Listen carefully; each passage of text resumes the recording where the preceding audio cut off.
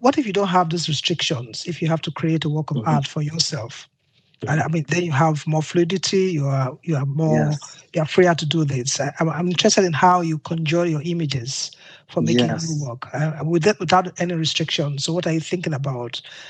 How do you begin to think about putting these ideas together, and how?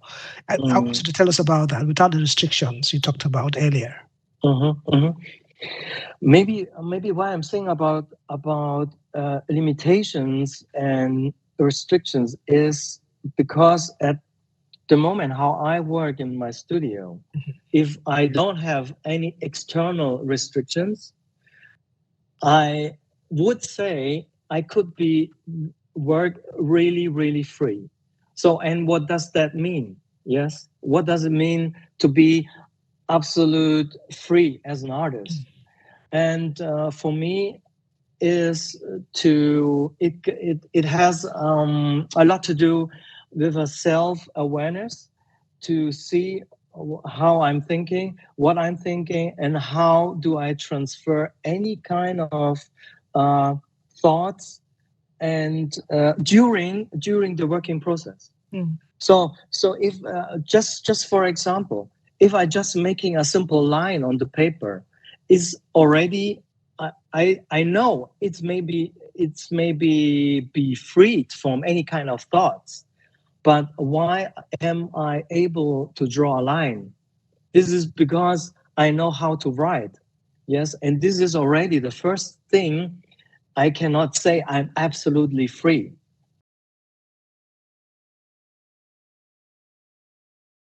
But we come to the contents later. First, I would like to ask you about the technique. How do you use Photoshop to do image processing? And in the left upper edge, I think there is something that is not done by Photoshop. You told me it has been dripping color. Perhaps you could talk about this image carrier, the medium in which you work, and how you use the tools of Photoshop. Yeah. Well, first of all, I gather different elements in order to compose in live mood the picture. So I ask someone to be my model. I drip the painting and let it dry. I select the background to with the texture that can imitate the texture of a canvas, and Photoshop helped me to, let's say, put all the elements together in a coherent way.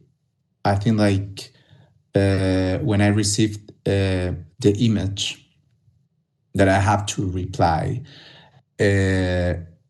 and when we have like these premises of composition, colors, and so on as a rules, make me think what would be like the honest way that I can approach these elements, and how I actually could fit with my own interest to reply something. So it is always clear that these processes of image cultural transmission are subject to power politics, dealing with representational sovereignty, be it conflicts between center and periphery, for example, global and local, Western and non-Western authority, or the confrontation between more traditional and modern image culture. It is uncontested that there is a certain conspiration between cultural transmission and cultural hegemony.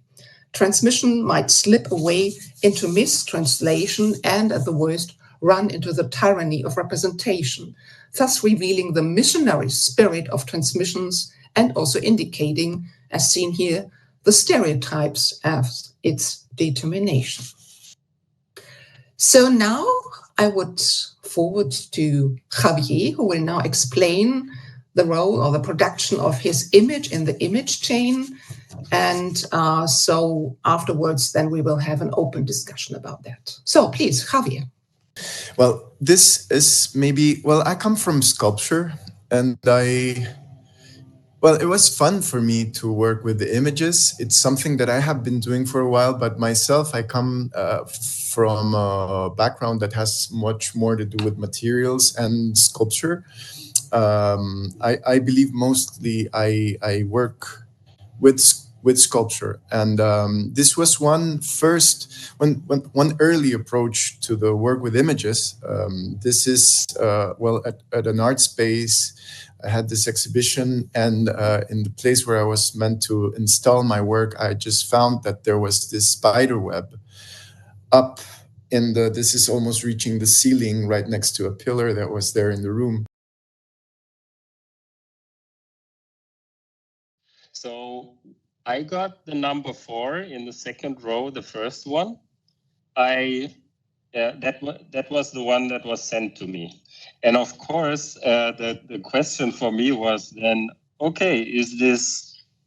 I also was not 100% sure. I was a bit confused, as you too, Stephen, when I got it, because I didn't know, is it one image of one artist, and the chain actually is that you only see the previous artist's image and then you answer to that with a totally new image? Or is it that each artist would add something? And I think that was left open. But for me, it looked like there were various artists inside the picture.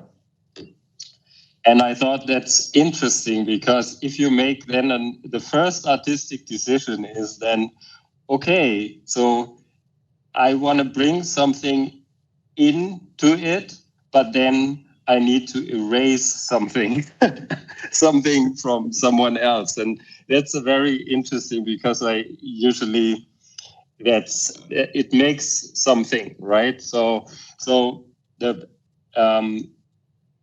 I also like this idea of symbols that you were talking about, like, my question was, what can I add that would give a hint, be a symbol also of my work, but also add something to the existing, and without erasing like everything?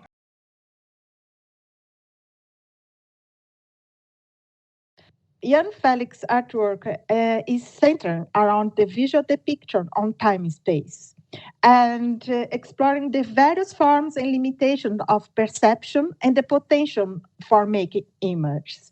Therefore, I would like to concentrate on the transformations of his work related to urban spaces, considering image paradoxes in their figurative and abstract sense.